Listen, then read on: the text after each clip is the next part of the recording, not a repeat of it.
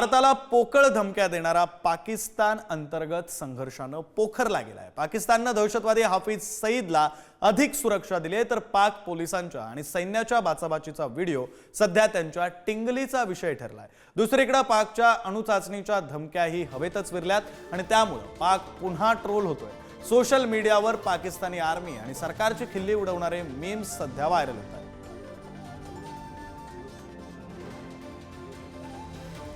तीन दृश्य आपण पाहतोय। दहशतवादी हाफिजला अधिकची सुरक्षा देण्यात आलेली आहे।